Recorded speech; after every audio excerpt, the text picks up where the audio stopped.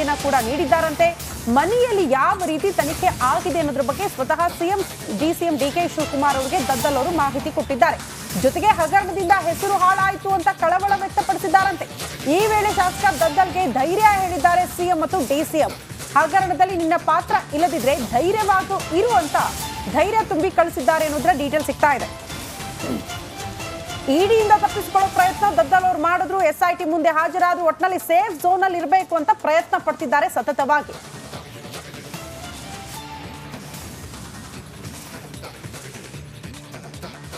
ಇನ್ನು ವಾಲ್ಮೀಕಿ ನಿಗಮದ ಹಗರಣದಲ್ಲಿ ಸಿಲುಕಾಕಿಕೊಂಡಿರುವ ಕೈ ಶಾಸಕ ದದ್ದಲ್ ಆ ವಿಚಾರಣೆಯಿಂದ ತಪ್ಪಿಸ್ಕೊಳ್ಬೇಕು ಅಂತ ತಯಾರಾಗಿದ್ದಾರಂತೆ. ಹೀಗಾಗಿ ನಾನಾ ಕಸರತ್ತು ಮಾಡ್ತಾ ಇದ್ದು 6 ಅಸ್ತ್ರಗಳ ಪ್ರಯೋಗ ಮಾಡೋದಕ್ಕೆ ಮುಂದಾಗಿದ್ದಾರಂತೆ. ಅದ್ ಯಾವುದು ಅಂತೀರಾ? ಈ ಸ್ಟೋರಿ ನೋಡಿ.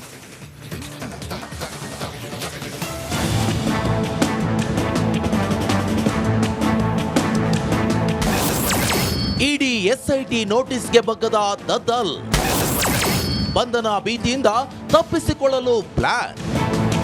ವಾಲ್ಮೀಕಿ ನಿಗಮದಲ್ಲಿ ನಡೆದ ಹಗರಣದ ಸುಳಿಯಲ್ಲಿ ಸಿಲುಕಿರುವ ಕಾಂಗ್ರೆಸ್ ಶಾಸಕ ವಾಲ್ಮೀಕಿ ನಿಗಮದ ಅಧ್ಯಕ್ಷ ಬಸನಗೌಡ ದದ್ದಲ್ ಇಡಿ ಮತ್ತು SITಗೆ ಸೆಡ್ಡು ಹೊಡೆದಿದ್ದಾರೆ. ಬುಧವಾರದಿಂದ ಶುಕ್ರವಾರದ ತನಕ ಇಡಿ ಮತ್ತು SIT ವಿಚಾರಣೆಗೆ ಭಾಗಿಯಾಗಿದ್ದ ಶಾಸಕ ನಿನ್ನೆ ವಿಚಾರಣೆಗೆ ಹಾಜರಾಗುವಂತೆ ನೋಟಿಸ್ ನೀಡಿದ್ರು. ವಿಚಾರಣೆಗೆ ಹೋಗಿಲ್ಲ.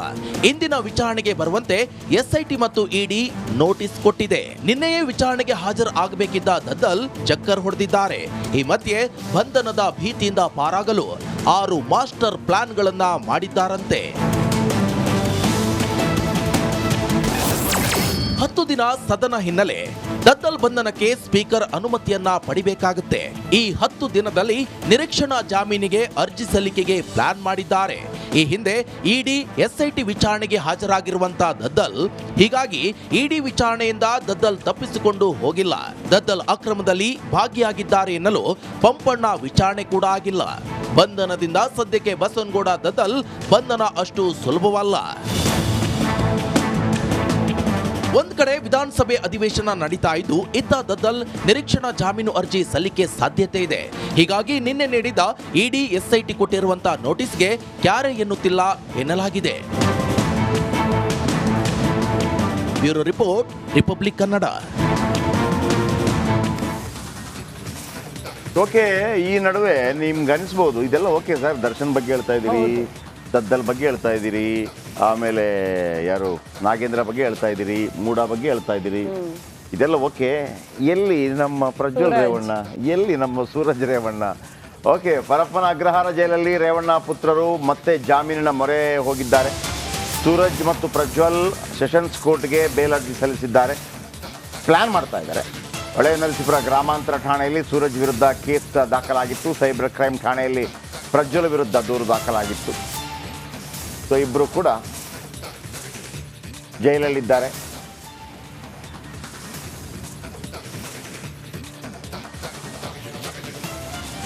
ACMM ಜನಪ್ರತಿನಿಧಿಗಳ ಕೋರ್ಟ್ನಲ್ಲಿ ಬೇಲ್ ಅರ್ಜಿ ವಜಾ ಆಗಿತ್ತು ಈ ಹಿಂದೆ. ಹೀಗಾಗಿ ಇಬ್ಬರಿಂದ ಸೆಷನ್ಸ್ ಕೋರ್ಟ್ಗೆ ಜಾಮೀನು ಕೋರಿ ಅರ್ಜಿಯನ್ನು ಸಲ್ಲಿಸ್ತಾ ಇದ್ದಾರೆ. ಈಗ ನೋಡಬೇಕು ಅವರಿಗೆ ಬೇಲ್ ಸಿಗುತ್ತಾ, ಹೊರಗೆ ಬರ್ತಾರಾ? ಇವ್ರನ್ನೆಲ್ಲ ಮೀರಿಸಿ ದರ್ಶನ್ ಸ್ಟೋರಿ ಬಂದ ಕಾರಣಕ್ಕಾಗಿ ಇವ್ರನ್ನೆಲ್ಲ ಮೀರಿಸಿ ಆ ಸ್ಟೋರಿ ಹೈಪ್ ಆಯಿತು. ಅದಾದ ನಂತರ ವಾಲ್ಮೀಕಿ ಹಗರಣ ಆಯಿತು, ಅದಾದ ನಂತರ ಮೂಡಾ ಹಗರಣವಾಯಿತು, ಅದಾದ ನಂತರ ಸೂಡಾ ಹಗರಣ, ಒಂದೊಂದು ಆಗ್ತಾನೆ ಇದೆ. ಈಗ ಮತ್ತೊಂದು ಮಾಹಿತಿ ಏನಪ್ಪ ಅಂತಂದರೆ, ಮೂಡಾ ಹಗರಣದಲ್ಲಿ ಸಿದ್ದರಾಮಯ್ಯನವರನ್ನ ಹಾಕಿಸೋದಕ್ಕೆ ಪ್ರಯತ್ನ ಪಡ್ತಾ ಇದ್ದಾರೆ ಅನ್ನುವಂಥ ಆರೋಪ ಏನಿದೆ, ಕುಮಾರಸ್ವಾಮಿ ಭಾಳ ತೀವ್ರಗತಿಯಲ್ಲಿ ಅಖಾಡಕ್ಕಿಳಿದಿದ್ದಾರೆ ಅಂತ ಹೇಳಿ. ಈಗ ಸಿದ್ದರಾಮಯ್ಯನವರು ಬಿಡದಿಯ ಕ್ಯಾತಗಾನಹಳ್ಳಿಯಲ್ಲಿರುವಂಥ 48 ಎಕರೆ ಕುಮಾರಸ್ವಾಮಿಯವರ ಜಮೀನಿದೆಯಲ್ಲ, ಅದರಲ್ಲಿ ಏನಾದರೂ ಅಕ್ರಮದ ವಾಸನೆ ಇದೆಯಾ ಅಂತೇಳಿ ಪತ್ತೆ ಹಚ್ಚೋದಕ್ಕೆ ಒಂದು ಟೀಮನ್ನು ಮಾಡಿದ್ದಾರಂತೆ. ನಮ್ಮ ಮೇಲೆ ಭಾಳ ಟಾರ್ಗೆಟ್ ಮಾಡ್ತಾ ಇದ್ದಾರೆ. ಸೊ ಹಾಗಾಗಿ ಕ್ಯಾತಗಾನಹಳ್ಳಿಯಲ್ಲಿ ಹಿಂದೆ ಅಂದರೆ ಇರ್ಬೋದು, ಇಲ್ಲದೇ ಇದ್ದಿರ್ಬೋದು, ಯಾವುದಾದ್ರೂ ಒಂದು ಸಣ್ಣ ಸಿಕ್ಕಿದ್ರು ಸಾಕು, ನೀವು ಕೂಡ ಮಾಡಿದ್ದೀರಿ ಅಂತ ಹೇಳ್ಬಿಟ್ರೆ, ಅದೇನಂತಂದರೆ ನೀನು ನನ್ನನ್ನು ಟಾರ್ಗೆಟ್ ಮಾಡಿದರೆ ನಾನು ನಿನ್ನನ್ನು ಟಾರ್ಗೆಟ್ ಮಾಡ್ತೀನಿ, ಆಗ ರಾಜ್ಯ ಆಗಿಬಿಡುತ್ತದೆ. ಜನಗಳು ನೋಡ್ದಲ್ಲೇ ಬಾಕಿ, ಅವರು ಇವರು ಅಡ್ಜಸ್ಟ್ಮೆಂಟ್. ಹೌದು. ಇನ್ನು ಮತ್ತೊಂದು ಸುದ್ದಿ ಕಡೆ ಗಮನ ಕೊಡೋಣ. ಕರ್ನಾಟಕದ ಸರ್ಕಾರಿ ನೌಕರರಿಗೆ ರಾಜ್ಯ ಸರ್ಕಾರ ಗುಡ್ ನ್ಯೂಸ್ ಒಂದನ್ನು ನೀಡ್ತಾ ಇದೆ. ಆಗಸ್ಟ್ 1ರಿಂದ 7ನೇ ವೇತನ ಆಯೋಗದ ಶಿಫಾರಸುಗಳನ್ನು ಜಾರಿ ಮಾಡೋದಾಗಿ ನಿರ್ಧಾರ ಮಾಡಲಾಗಿದೆ. ಈ ಮೂಲಕ ಸರ್ಕಾರಿ ನೌಕರರ ಬಹು ದಿನಗಳ ಕನಸು, ಬೇಡಿಕೆ ಈಡೇರಿದೆ. ಈ ಕುರಿತ ಸ್ಪೆಷಲ್ ರಿಪೋರ್ಟ್ ಇಲ್ಲಿದೆ ನೋಡಿ.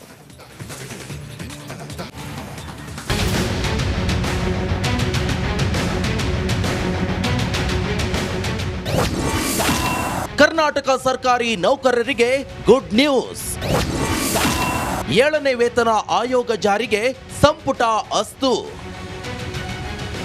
ಕರ್ನಾಟಕದ ಸರ್ಕಾರಿ ನೌಕರರಿಗೆ ರಾಜ್ಯ ಸರ್ಕಾರವು ಗುಡ್ ನ್ಯೂಸ್ ನೀಡಿದೆ.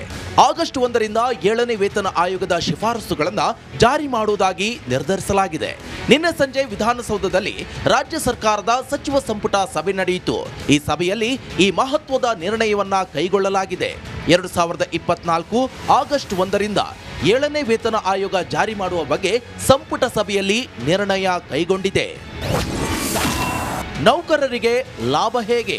ಸರ್ಕಾರಿ ನೌಕರರ 7ನೇ ವೇತನ ಆಯೋಗವು 27.5% ವೇತನ ಪರಿಷ್ಕರಣೆಗೆ ಶಿಫಾರಸು ಮಾಡಿತ್ತು.